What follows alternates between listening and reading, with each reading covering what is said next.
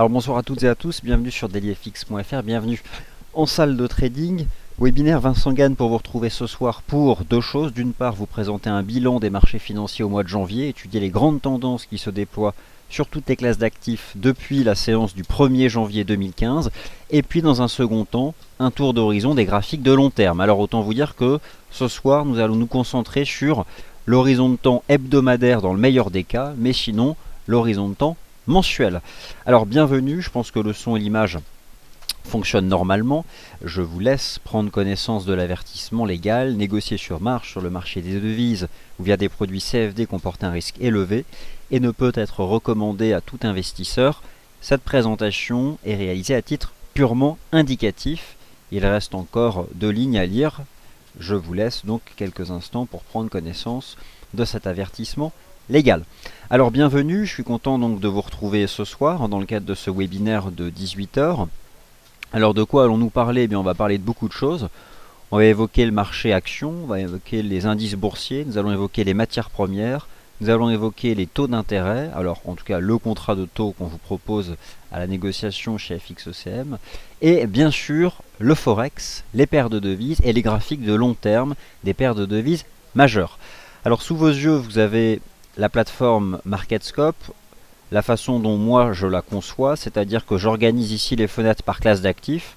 Vous avez ici les indices boursiers, ici les matières premières, ici les paires de devises, ici les indices boursiers internationaux, et là des actifs alternatifs comme le dollar index, le Bunds, le VIX et des choses comme ça. Première partie du webinaire, et alors que quelqu'un me confirme que le son et l'image fonctionnent 10 sur 10, eh bien nous allons revenir sur le mois de janvier. Vous avez sur notre site un article. Concrètement, je vais commenter à voix haute les différents graphiques que j'ai pris le temps de vous préparer ce matin.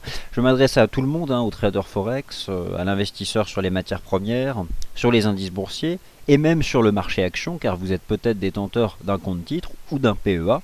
Et puis, vous n'êtes pas sans savoir que FXCM lancera très prochainement l'investissement sur les actions, et notamment les actions françaises, et notamment celles du CAC 40. Alors, une fois n'est pas coutume, je vais commencer justement par ces actions.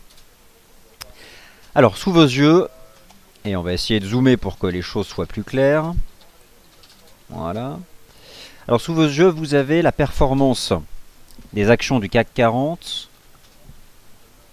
entre le 1er janvier 2015 et le 31 janvier 2015. Il y a trois choses sur ce graphique. D'une part, vous avez ici une courbe de la couleur bleue qui représente de manière décroissante le palmarès du CAC 40. Mais notez bien les détails. Les points verts ici représentent les actions du CAC qui ont battu le benchmark. Le benchmark pour une action du CAC 40, c'est le CAC 40. Concrètement, toutes les valeurs identifiées ici par un point vert ont dépassé la performance de l'indice CAC 40 au mois de janvier. Les valeurs représentées par un point bleu sont concrètement celles qui ont une performance inférieure à celle du CAC 40 en janvier. Et enfin, les valeurs représentées par un point rouge sont celles, et elles sont au nombre de 4. Seules 4 valeurs sur 40 ont enregistré une performance négative au mois de janvier. Alors, l'idée c'est d'essayer un peu de comprendre qu'est-ce qui se cache derrière ces valeurs. Y a-t-il des dominantes, y a-t-il des thématiques que le marché a jouées en janvier, et ces thématiques peuvent-elles être reproduites sur l'ensemble de l'année? Alors autant vous dire que le mois de janvier nous rappelle que la volatilité est présente sur les marchés. Ce sont les banques centrales qui ont beaucoup surpris ce mois-ci, et cela montre à quel point la prévision de marché est compliquée, d'autant plus la prévision de long terme. Concrètement, je vais avoir des difficultés à vous dire où sera au point près le CAC 40 au mois de décembre prochain. Mais nous allons quand même essayer d'envisager les grandes tendances. Tout d'abord, les actions françaises. Que s'est-il passé? Quelles sont les valeurs qui ont clairement battu l'indice CAC 40? On retrouve tout d'abord ce qu'on appelle des valeurs dollars. Qu'est-ce qu'une valeur dollar? C'est purement comptable en fait. C'est une valeur dont les coûts de production dans le bilan vont être enregistrés en euros, d'accord? Et ce sont des valeurs dont le chiffre d'affaires va essentiellement être enregistré à partir de revenus basés en devises étrangères. Mais lorsqu'on enregistre les comptes, finalement, ils sont réalisés en euros. Donc le fait de percevoir des devises étrangères qui se sont appréciées face à l'euro, comme le dollar américain, vous allez, je ne sais pas moi, recevoir, disons, une centaine de dollars, étant donné que le dollar US s'est renforcé face à l'euro justement sur cette période-là, eh bien les comptes, eux, enregistrés en euros en seront d'autant affectés positivement. Alors, Valeo, valeur dollar par excellence, mais nous retrouvons ici encore Airbus, Pernod Ricard, Unibail Rodamco, L'Oréal, et j'en passe. Je peux encore citer le cas de LVMH. Toutes ces valeurs ont battu la performance brute de l'indice CAC 40 au mois de janvier. Et là, vous comprenez tout de suite les liens intermarchés. Cela est à rapprocher de la baisse du taux de change euro-dollar. Baisse du taux de change euro-dollar qui s'est poursuivie au mois de janvier puisque la paire a perdu 900 pips. Alors maintenant, elle est dans un rebond technique. Mais là, ça, c'est le court terme. Mais voilà, en tout cas, ici, c'est un état des lieux figé. Le mois de janvier est terminé. Je vous explique ce qui s'est passé au mois de janvier. Que retrouvons-nous d'intéressant, et peut-être pour vous qui détenez un PEA ou un compte titre ordinaire, ou qui peut-être prochainement négocierait les actions françaises chez FXECM, on retrouve naturellement des valeurs cycliques, mais pas n'importe lesquelles. Regardez bien, on retrouve des représentants du secteur automobile, avec notamment donc le titre Renault, et ça c'est important à noter. On retrouve des valeurs industrielles et on retrouve aussi des valeurs liées à la consommation courante, la consommation des ménages. Alors clairement, se positionner sur une action dont le cœur du chiffre d'affaires est lié à la consommation au sein de la zone euro, prenez Carrefour, où Carrefour réalise son chiffre d'affaires. Carrefour réalise son chiffre d'affaires en France, en Espagne, en Italie, bref. Carrefour réalise 75% de son chiffre d'affaires au sein de la zone euro. Il n'est pas étonnant de retrouver Carrefour dans le top 10 du CAC 40 au mois de janvier, étant donné que c'est une des valeurs qui devrait profiter le plus de ce qu'anticipe le marché, car le marché n'est qu'anticipation, et le marché anticipe une accélération du niveau de la croissance économique au sein de la zone euro. Est-ce que le marché fait bien d'anticiper cela? Seul l'avenir le dira, mais en tout cas, voici les grandes thématiques qui ont donc été jouées par le marché et les investisseurs institutionnels au mois de janvier. Michelin, Valeo, le secteur automobile, et du point de vue des grands constructeurs automobiles, nous retrouvons aussi le titre Renault, parmi donc les meilleurs performeurs de l'indice CAC 40. La voici donc, elle a pris plus de 12% donc au mois de janvier. Donc ce sont des titres cycliques finalement qui sont très liés aux anticipations d'activité au sein de la zone euro. Après, de manière plus variée, on retrouve des dossiers un peu plus ponctuels comme Orange. Rappelez-vous, Orange, vous qui avez peut-être été actionnaire de France Télécom en 2014, le titre avait pris 50%. Eh bien le titre gagne à nouveau 10%, ça fait partie de ces valeurs qui sont toujours recherchées. Le secteur du luxe, LVMH, L'Oréal, des titres qui ont déjà bien performé l'année dernière, gagnent et battent le CAC 40 au mois de janvier. Et peut-être maintenant que vous vous intéressez au titre Total. Alors Total, c'est très surprenant parce que ce titre n'a pas battu le CAC 40 au mois de janvier, mais il a enregistré une performance positive. D'une certaine façon, le marché a, à travers cette exposition à Total, anticipé peut-être une stabilisation des prix du pétrole. Voilà donc le bilan que je pouvais vous faire du marché action français en janvier. Et bien sûr, quels sont les titres qui ont échappé à la progression? Gemalto, les anticipations vont à une sortie de ce titre du CAC 40. Et bien sûr le secteur financier, BNP Paribas, Crédit Agricole, mais regardez aujourd'hui, la séance d'aujourd'hui, les valeurs bancaires profitent du dossier, des espoirs de résolution du dossier grec, mais ce qui est certain, c'est qu'il y a de l'incertitude, et donc c'est un secteur qui reste, je dirais, assez risqué, mais en tout cas, voilà, au mois de janvier, il a été exclu. Alors, est-ce que les choses vont changer? Pour le moment, le marché ne s'est pas positionné sur ces titres-là au mois de janvier. Voilà donc pour les actions. Maintenant, j'en viens aux matières premières. Vous avez sous les yeux donc la hiérarchie des matières premières au mois de janvier. Alors on va zoomer. Qu'est-ce qui a été très marquant finalement au mois de janvier? Deux choses. Trois choses en fait. La chute d'un certain nombre de matières premières agricoles. Alors je ne suis pas du tout un spécialiste des matières premières agricoles, mais c'est un état des lieux. Donc je n'en dirai pas davantage. Deuxième chose. Les métaux précieux sont les grands gagnants du compartiment du marché des matières premières au mois de janvier. L'once d'or, 5% de hausse, l'argent, 5% de hausse, le palladium, le platine. Voilà 4 métaux précieux pour certains ils ont aussi une dimension industrielle comme le platine, qui ont progressé au mois de janvier. Pourquoi ? Est-ce que ces métaux précieux sont vus comme une couverture vis-à-vis de la volatilité ou comme cette conjugaison de politiques monétaires accommodantes ? En tout cas, les métaux précieux se sont appréciés, quand bien même le dollar américain restait vigoureux. Ou est-ce que le marché anticipe des prises de bénéfices sur le dollar américain et donc par avance se repositionne sur les métaux précieux ? Il est difficile de répondre à cette question, mais en tout cas, j'ai constaté, et nous avons constaté qu'en janvier, les métaux précieux ont bien performé et que cela pourrait annoncer quelque chose d'intéressant cette année. Les pétroles, attention, le classement est trompeur. Lorsque vous regardez ce classement, le WTI a perdu 9% en janvier. Mais attention, au plus bas du mois de janvier, le pétrole perdait plus de 15%. Pourquoi ? La dernière semaine du mois de janvier a été particulièrement haussière pour les cours du pétrole qui ont regagné 10%. D'accord ? Donc, il ne faut pas se fier à ce classement. Les cours du pétrole ont perdu 9% en janvier, mais sont quand même, ont enregistré une clôture mensuelle bien au-dessus de leur plus bas. Et je pense que cela présage d'une stabilisation, rebond technique. En tout cas, voilà, il s'avère que le WTI, et nous allons tout à l'heure étudier des graphiques de long terme, va tenter de se stabiliser au-dessus des 44 $, qui sont le plus bas en cours de clôture mensuelle du premier trimestre 2009. Donc voilà ce que vous devez retenir au mois de janvier, l'arbitrage sur le marché des matières premières en faveur des métaux précieux. Reste à en déterminer les causes. Alors, les indices boursiers. Voici donc le palmarès des indices boursiers au mois de janvier. Et là, j'ai deux choses à dire. D'une part, un arbitrage géographique étonnant.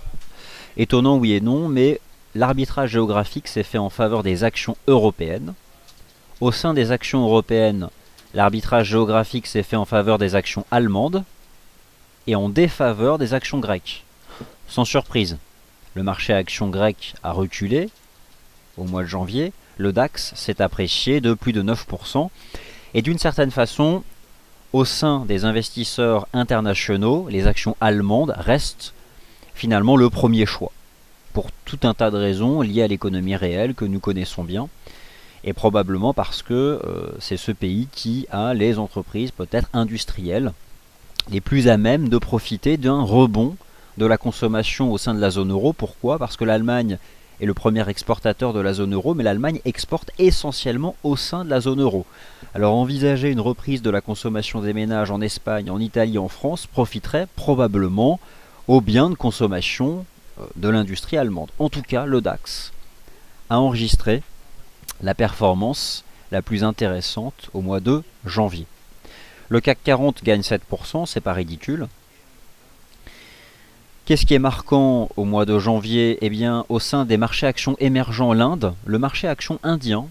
Alors, il se trouve que le gouvernement indien a revu en hausse les perspectives de croissance économique. Il est possible, en tout cas c'est ce que j'ai observé au mois de janvier, il y a eu un arbitrage Inde-Chine. L'Inde, le marché actions indien a gagné 4%. Les actions chinoises, représentées ici par la bourse de Shanghai, se sont dépréciées de 3%. C'est un thème qui a été joué au mois de janvier. Arbitrage en faveur de l'Inde et en défaveur de la Chine. Est-ce que cela va se maintenir tout au long de l'année ? Je ne sais pas. Mais en tout cas, voilà un arbitrage. Mais surtout, ce qui a été très marquant, c'est l'arbitrage favorable aux actions européennes et défavorable aux actions US. Prenez le DAX plus 9%, le SP500 moins 3%, le Nasdaq moins 2%. Au final, c'est pas grand chose, puisque ça fait plusieurs années que les actions américaines surperforment les actions européennes. Nous avons là un mois de surperformance. Est-ce que cela annonce une année de surperformance ? Eh bien, pourquoi pas ? Pourquoi pas ? Et nous verrons à travers l'analyse technique de l'indice Eurostoxx 50 qu'en effet, il y a des perspectives plutôt haussières pour les actions européennes de manière générale.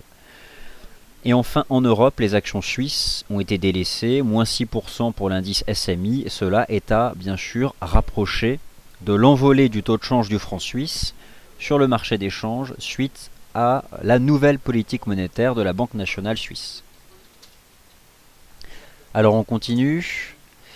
Et on va maintenant étudier la performance des indices sectoriels au sein de la zone euro pour essayer de comprendre sur quelle thématique se positionnent les institutionnels. Alors rappelez-vous, nous avons constaté donc un arbitrage géographique en faveur des actions européennes, mais au sein de ces actions européennes, quels sont les secteurs qui ont attiré les capitaux? Globalement, tous les secteurs ont attiré les capitaux, mais certains ont mieux performé que d'autres. 4 secteurs sortent du lot.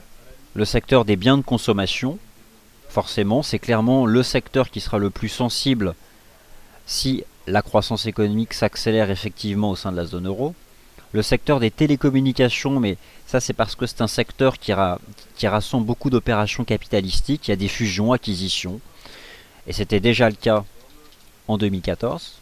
Le secteur pétrole et gaz, et ça c'est très surprenant, le marché s'est repositionné sur les actions européennes du secteur pétrole et gaz, alors que le pétrole a fait des nouveaux plus bas en janvier, mais que depuis la fin du mois de janvier, il rebondit. Est-ce que le marché a anticipé une stabilisation du prix du pétrole? En tout cas, voilà quelque chose qui interpelle la performance de ce secteur en janvier. Et enfin, services aux consommateurs, bref, la thématique du mois de janvier 2015 est celle de la consommation au sein de la zone euro, et donc des anticipations d'accélération de la consommation. Clairement, il va falloir que les indicateurs économiques confirment ces anticipations, sous peine de voir le marché action européen subir un retournement de tendance. Mais pour le moment, voilà sur quoi s'est positionné le marché. Et enfin, le marché des changes. Que s'est-il passé au mois de janvier?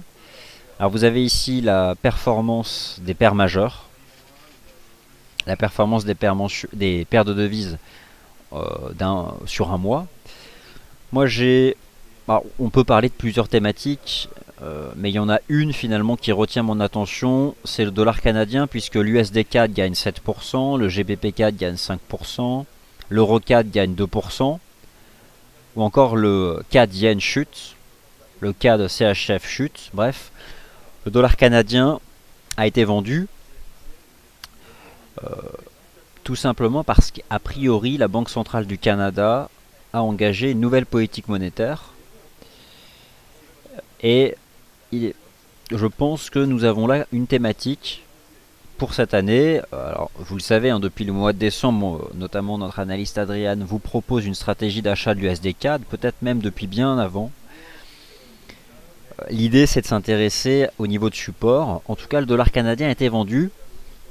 Le dollar US a quand même bien performé au mois de janvier. L'euro-dollar a perdu 6%, le GBP-USD a reculé aussi. L'USD TRI a monté, l'USD SEC a monté. Bref, le dollar américain s'est apprécié face aux devises européennes au mois de janvier. S'agit-il...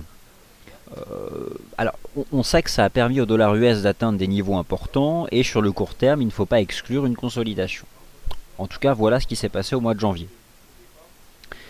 On peut constater que le yen s'est stabilisé en janvier, en tout cas il a rebondi.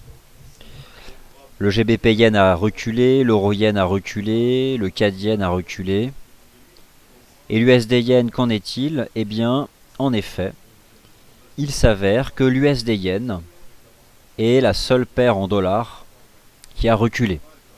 Donc, le yen a enregistré un rebond technique. Alors, est-ce que c'est un simple rebond technique ou le point de départ d'un creux important? Voilà en tout cas des questions qui se posent.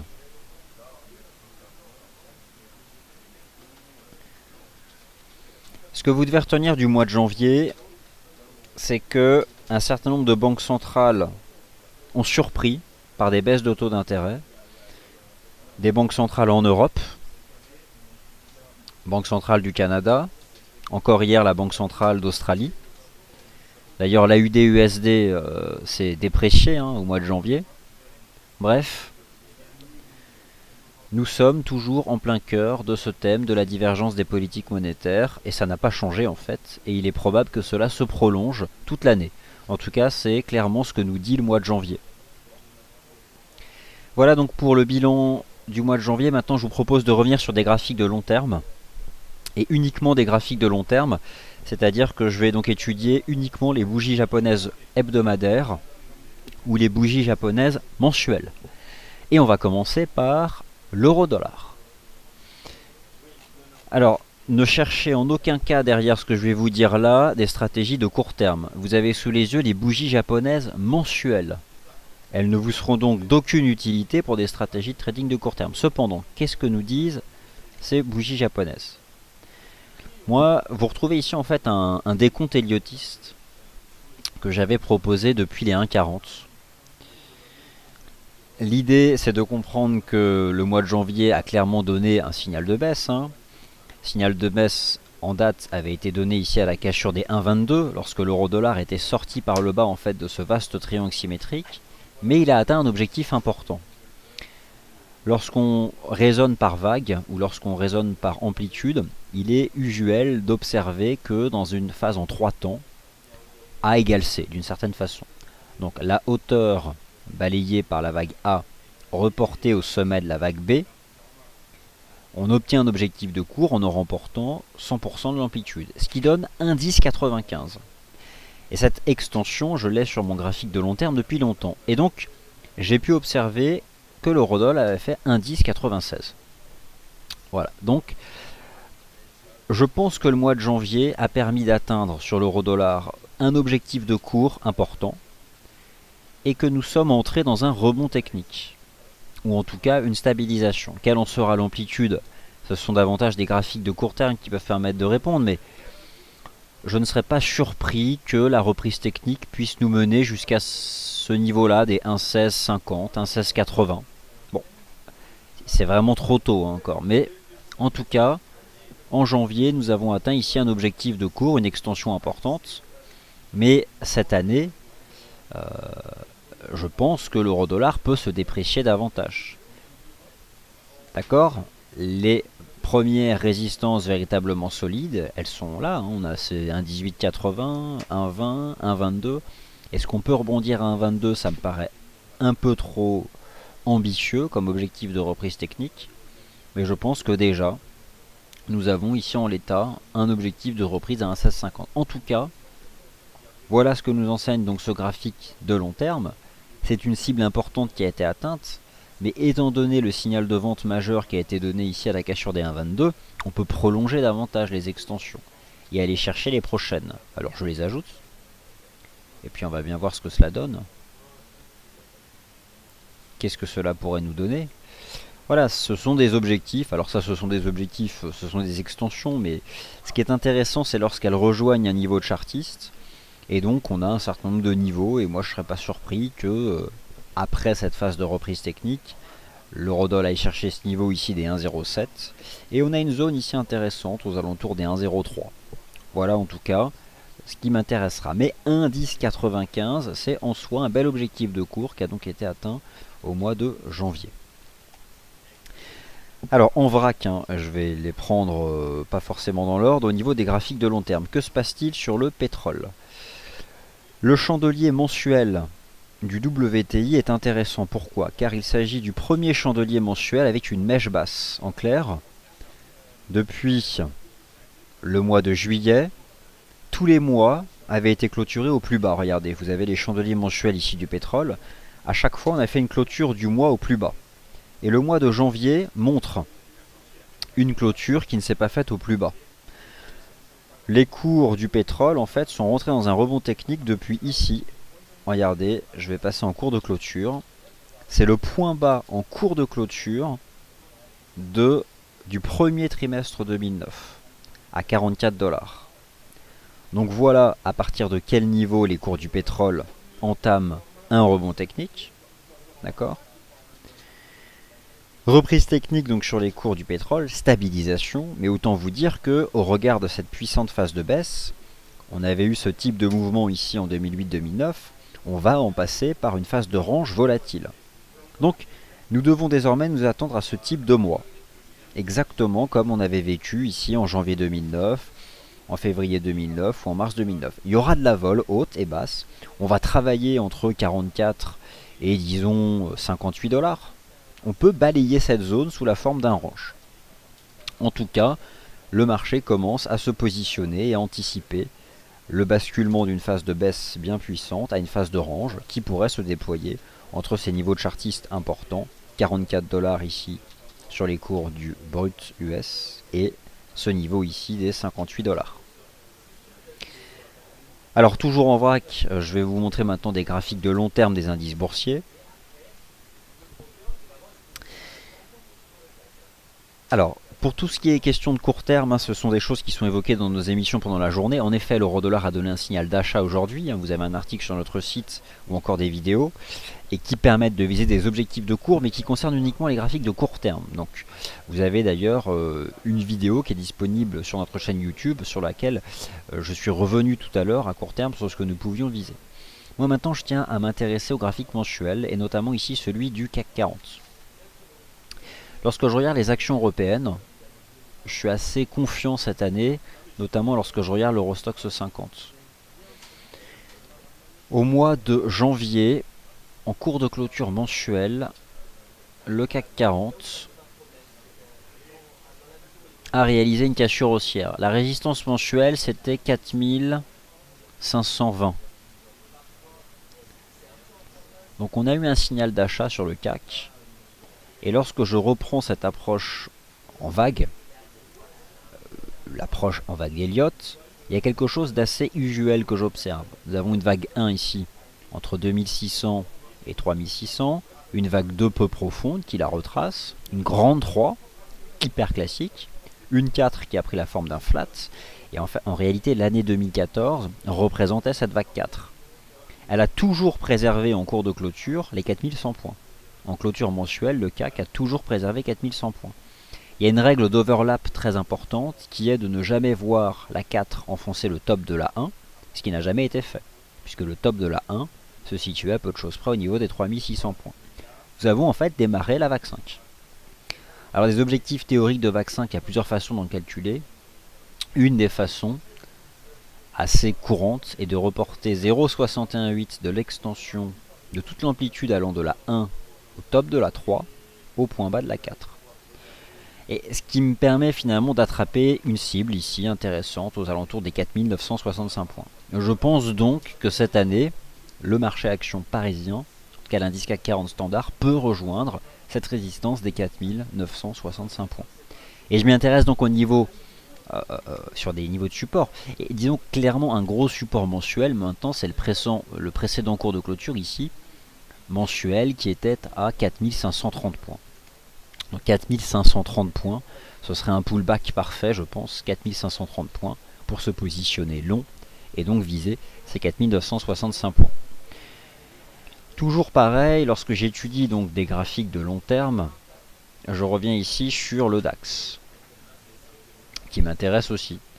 Le DAX a à peu près la même structure héliottiste que l'indice CAC 40, une 1, une 2, alors d'ailleurs intéressant de constater que la vague 2 avait retracé 61,8 de la 1, une grande 3, elle-même en 5 temps, 1, 2, 3, 4, 5, très intéressant, une 4 qui a pris la forme d'un flat, le creux de la 4 n'a même pas approché le top de la 1, nous avons démarré une 5 par la cassure haussière, ici, en cours de clôture mensuelle, des 9960. Nous sommes donc rentrés dans une grande 5, et tout simplement en reportant 0,618 du creux de la 1 au top de la 3 au point bas de la 4, je pense que cette année, notre ami le DAX peut rejoindre les 12 000 points, 12 200 points.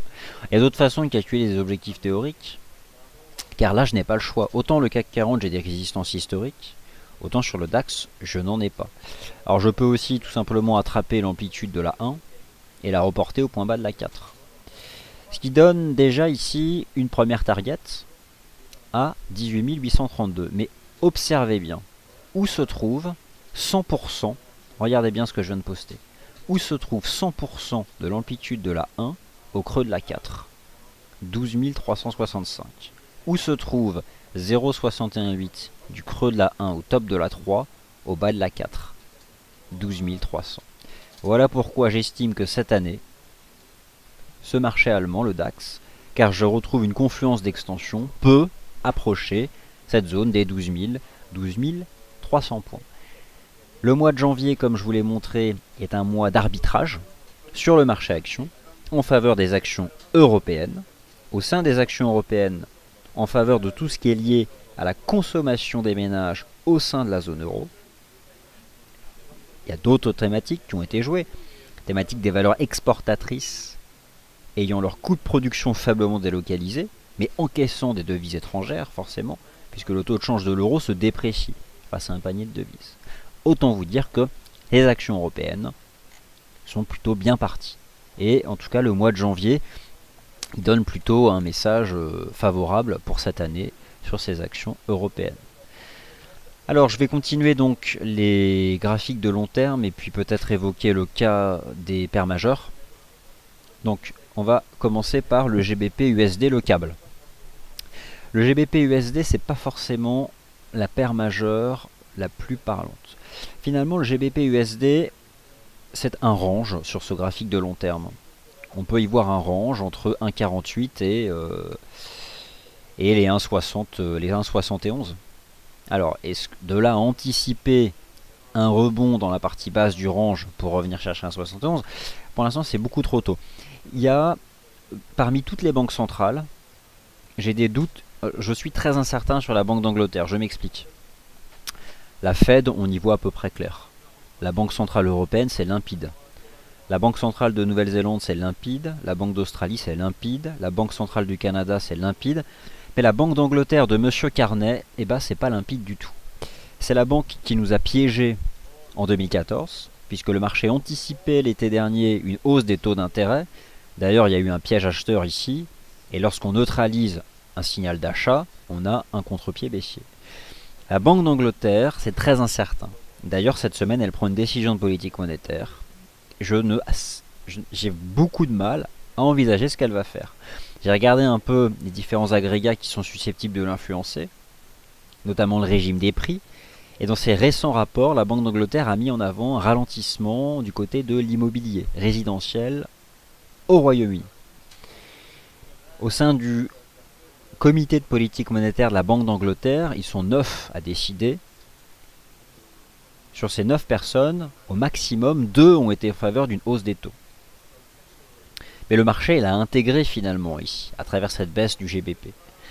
Au final, je pense que la livre sterling est toujours intéressante pour des stratégies positives, mais face à des devises comme le dollar canadien, le dollar néo-zélandais, le dollar australien, ou voire même l'euro. Face au dollar US, c'est difficile de répondre. En tout cas, ce niveau des 1,48 peut probablement provoquer une reprise technique. Étant donné que l'année commence à proximité de ces 1,48, nous pourrions envisager, mais il faudrait au moins un chandelier de cette nature-là. Regardez, on avait fait au moins un chandelier mensuel avec une belle mèche basse pour envisager derrière une reprise. Donc surveillez les prochains chandeliers mensuels. Et si nous avions quelque chose de sympathique ici avec une mèche basse sur ces 1,48, peut-être envisager quelque chose d'intéressant pour le GBP USD. Qu'en est-il de l'USD Yen sur la base de ces graphiques de long terme? Alors, l'USD Yen, bon, vous l'avez compris, dans une grande 5. Le niveau des 120 yens a été atteint. Nous sommes sur l'USD Yen en train de faire un range. Alors, c'est pas évident hein, de répondre à cette question sur ce qu'on peut envisager ici de l'USD Yen. Je vais, plutôt que travailler en retracement, redéterminer des extensions. Je vais attraper l'amplitude totale balayée de la 1 au top de la 3. Quelque chose qui me paraît tout à fait intéressant, que nous pouvons envisager de reporter ici au bas de la 4. Alors on comprend l'importance de cette zone des 120 qui pour l'instant bloque la progression des cours. Ce qui est compliqué, c'est de... je pense que du côté du yen, et le yen tient un support en fait au mois de janvier, le yen peut-il se déprécier davantage? Je pense que oui. En fait, je pense que oui. Je pense que l'USD Yen a encore des perspectives haussières intéressantes. Il est très important pour l'USD Yen de préserver les 116. C'est un niveau de support important, 116. Tant que l'USD Yen se maintient au-dessus des 116, je pense que nous pouvons avoir une année haussière pour viser 124. Et à la cassure des 124, viser les 130. Donc je conserve plutôt une anticipation bullish du point de vue des fondamentaux, il n'y a pas photo, nous sommes en plein cœur de la divergence des politiques monétaires. Vous avez ici le ratio Fed, Banque Centrale du Japon, d'accord? Pour résumer, c'est Fed sur BOJ. De ce point de vue là, au-dessus des 116, j'ai plutôt une anticipation haussière, permettant de viser les 124 et les 130 cette année. Bon, la UD-USD et le NZD-USD sur la base des graphiques de long terme, c'est sans appel. Vous avez sous les yeux les chandeliers mensuels de l'AUD-USD. Le mois de janvier est un signal de vente. L'analyse technique, en tout cas l'approche chartiste de l'analyse technique, met en avant le rôle des supports et des résistances. Je ne vous apprends rien. Déjà, nous sommes sortis par le bas d'un canal de baisse. Vous avez ici les chandeliers mensuels de l'AUD-USD. Dernier signal de vente est la cassure de ce niveau ici des 0,80. C'est donc un signal de vente sur la UD-USD. Et je pense que ce marché rejoindra cette année les 0,7275. Et voire peut-être même cette base ici, que nous avions construit à l'époque, les 0,71. Donc la UD-USD finalement est une bonne opportunité de vente tant qu'il se maintient sous cette résistance mensuelle à 0,80. Toujours sur la base des graphiques de long terme, car ce soir je ne me concentre que sur les graphiques de long terme. On peut envisager le cas du NZD-USD. Alors j'ai dit que j'allais alterner entre soit des graphiques mensuels ou des graphiques hebdomadaires. On peut aller jeter un œil au graphique hebdomadaire du NZD-USD. Alors, clairement, c'est baissier. Nous sommes dans cette phase de baisse là, aucune dive haussière, les perspectives sont à la dépréciation. On va juste déterminer des extensions, parce que j'aime fonctionner de cette façon là. Je vais attraper ici cet outil d'extension, attraper cette jambe, au point haut de cette petite console latérale. On obtient un certain nombre d'objectifs, je ne serais pas surpris finalement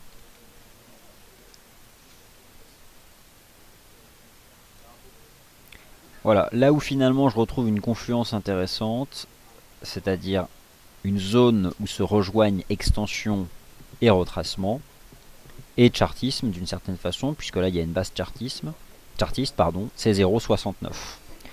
Donc en l'état, sous la résistance mensuelle des 0,76, je pense que les perspectives du NZD-USD sont à une dépréciation ici, en direction des 0,69. L'USD CAD, sur la base des graphiques de long terme, c'est bullish, il n'y a pas photo.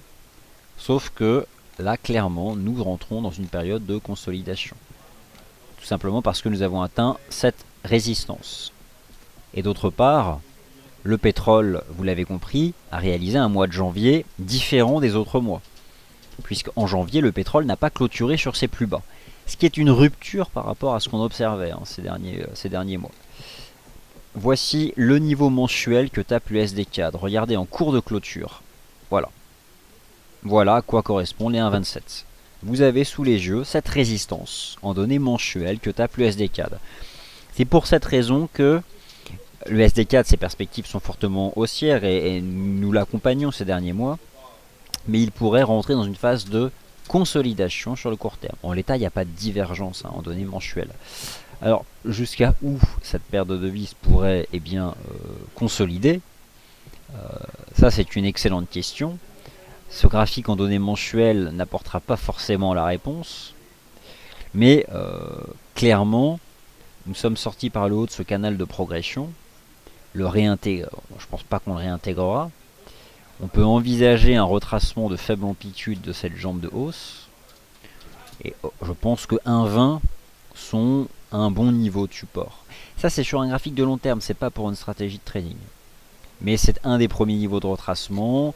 Ce serait peu de choses près un pullback sur cet ancien canal. Bon, en tout cas, on a atteint un bel objectif de cours. Cette paire de devises peut respirer.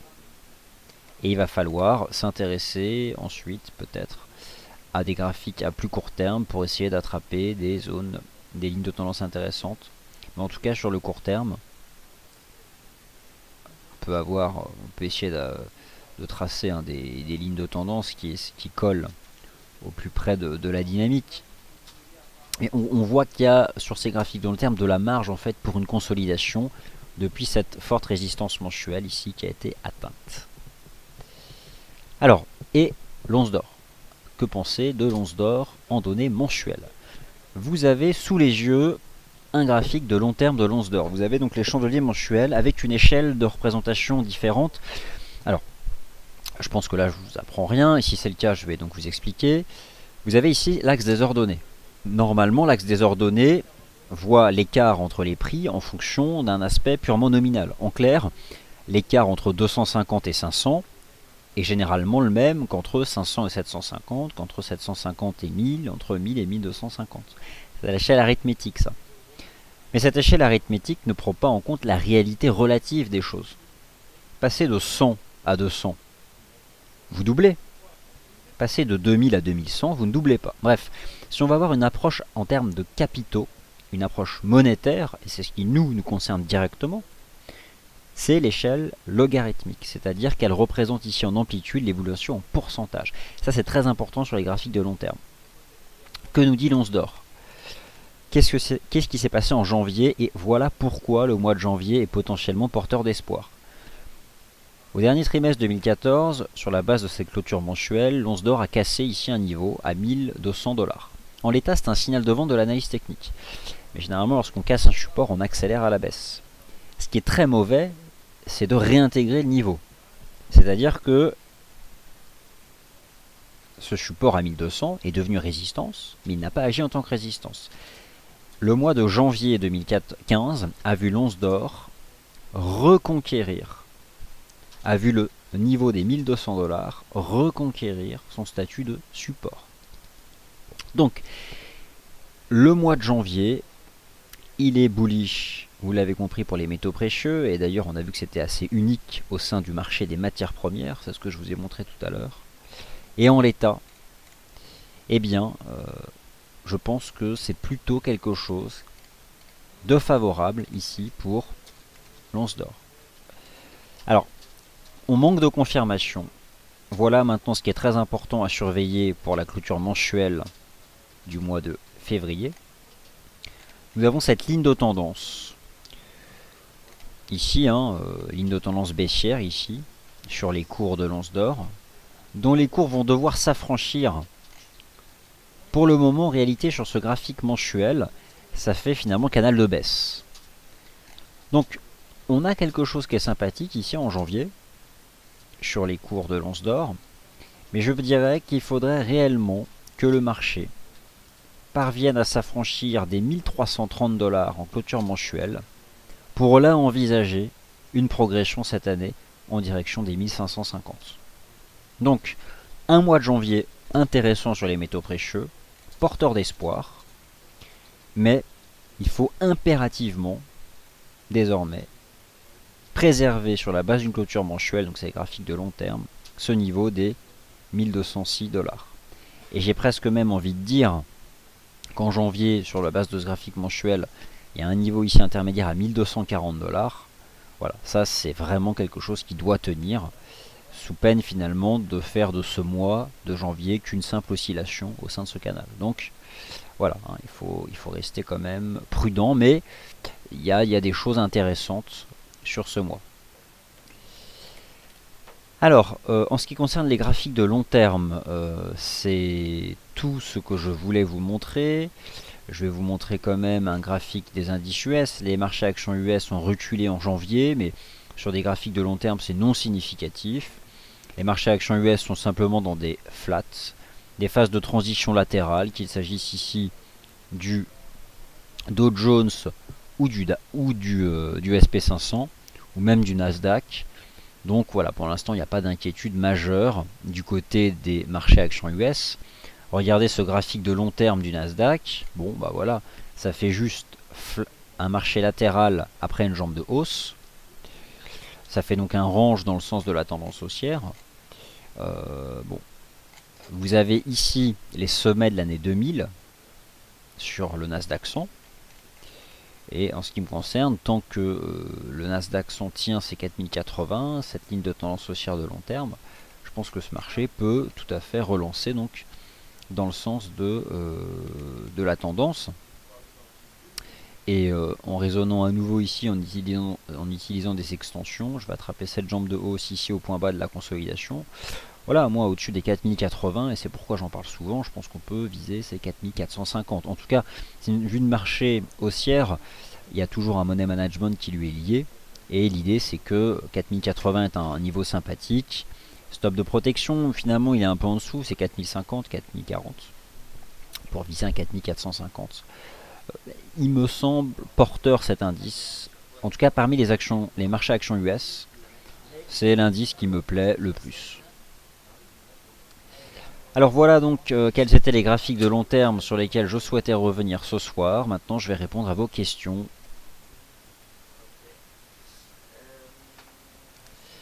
Alors première question, bonsoir cher. Bonjour Monsieur Gann, est-il possible de télécharger votre disposition long terme sur MarketScope?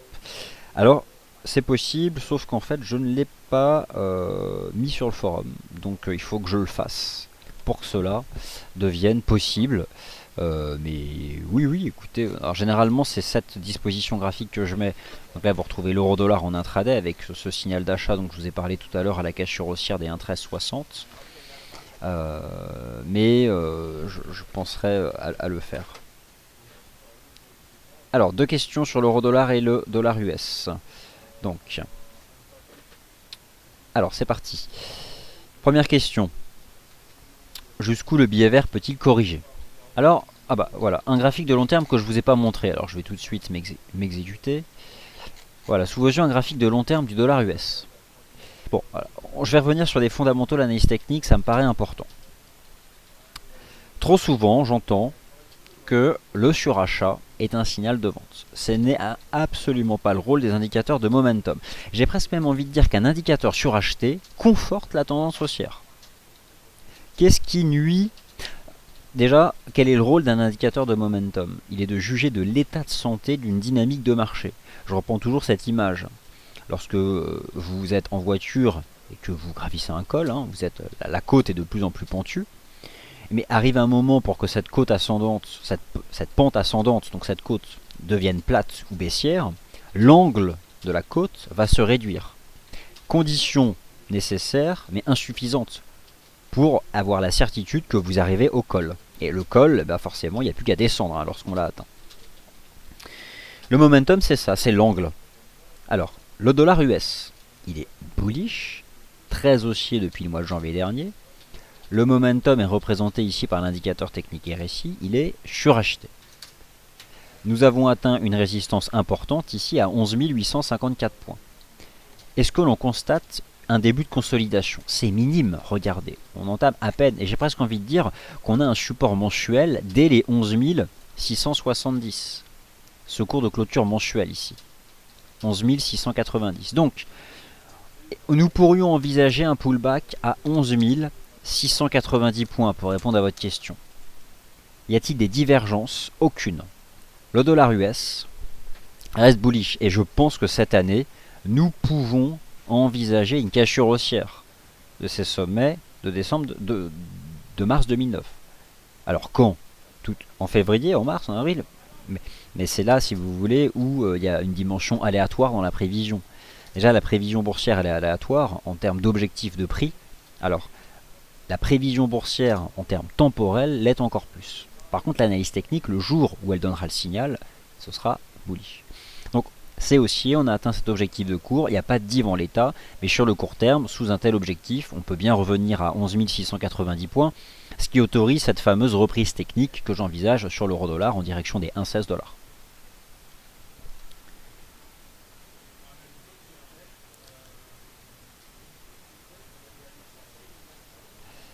Alors bonsoir Vincent, après la décision de la Banque centrale australienne, peut-on s'attendre à une décision identique de la Banque centrale de Nouvelle-Zélande? Alors ce soir nous avons les chiffres du marché du travail en Nouvelle-Zélande. Ça fait partie des indicateurs que surveille la Banque centrale de Nouvelle-Zélande.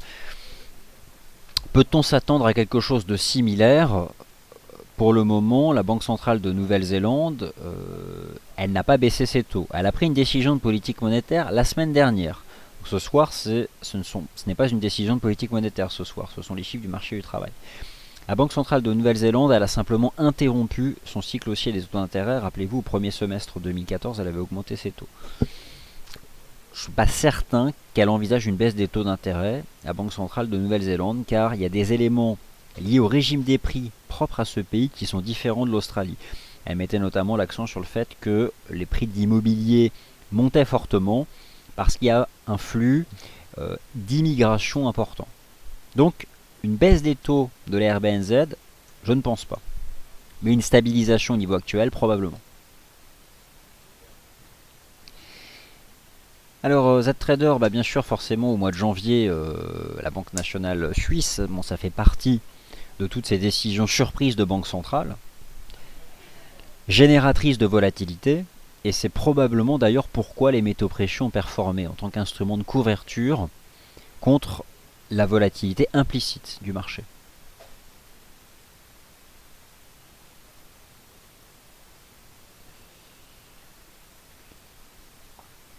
Alors, question de Bras, bonsoir, est-ce que l'or est en corrélation avec l'euro? Alors, un actif, une matière première, pour être corrélée à une monnaie, ce sera forcément la devise dans laquelle l'échange de cette matière première est libellé. Et donc c'est le dollar US pour le moment.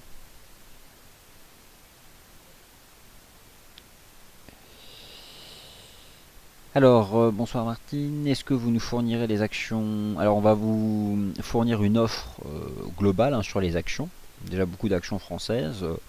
En ce qui concerne l'étendue de la couverture, encore un peu de patience, c'est imminent.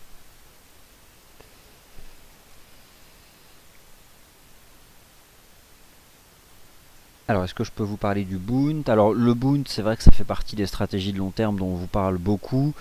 Au mois de janvier, les rendements obligataires ont fait des nouveaux plus bas. Il y a par contre quelque chose d'intéressant à noter, c'est qu'au mois de janvier, le rendement obligataire à 10 ans de l'Allemagne a basculé pendant quelques heures sous le rendement obligataire du Japon sur cette même échéance. C'était vendredi dernier, ce qui a d'ailleurs entraîné une légère reprise des rendements obligataires et donc une consolidation du prix du contrat associé, notamment le Bund.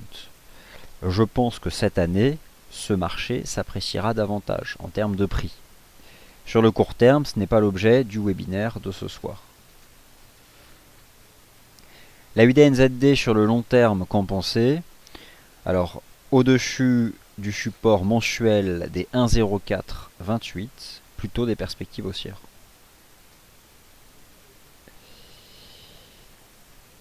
Alors, question de Martine, est-ce qu'avant le taux plancher de la BNS, TeleFX boudait aussi les paires en CHF? Alors, pas du tout. Les paires en CHF ne sont pas boudées, mais je pense que le marché se cherche encore. Si vous voulez, pendant longtemps, la valeur du franc sur le marché d'échange, il n'y avait pas besoin de se poser de questions. La Banque centrale avait décidé de la valeur du franc. Le prix était sous contrôle. Alors soit certaines monnaies sont concernées par des bandes de fluctuation, d'autres par des seuils que défend une banque centrale. Sauf que là, le taux de change du franc a été libéré. Le franc a réintégré le marché d'échange flottant. Ça faisait depuis 3 ans qu'on ne s'était même pas posé la question de ce qu'on appelle la fair value du franc.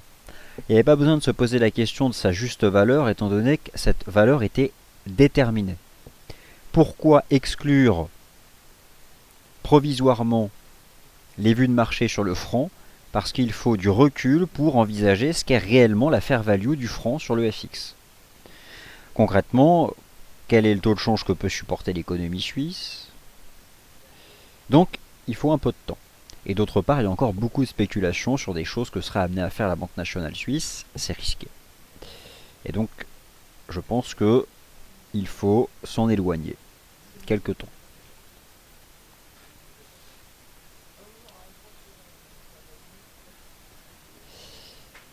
Alors je vois qu'il y a beaucoup de questions sur bonsoir Philerix, est-ce que nous allons vous proposer les indices en no dealing desk? Alors il y a beaucoup de questions sur ce que FXM va proposer comme actif financier ou comme type de cotation ou d'accès de liquidité sur nos produits financiers cette année.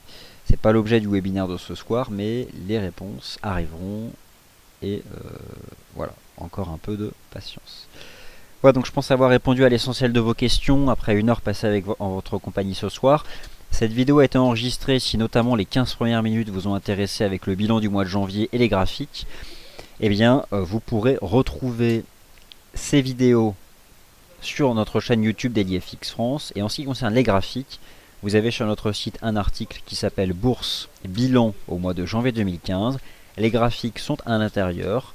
Ils sont à votre disposition, libre à vous de les enregistrer. Dès lors que vous allez mentionner la source naturellement. Et pour cela, je vous en remercie par avance. Je vous retrouve demain après-midi pour l'émission Wall Street Insider, exclusivement dédiée au graphique intraday H4. Merci à toutes et à tous. Excellente soirée.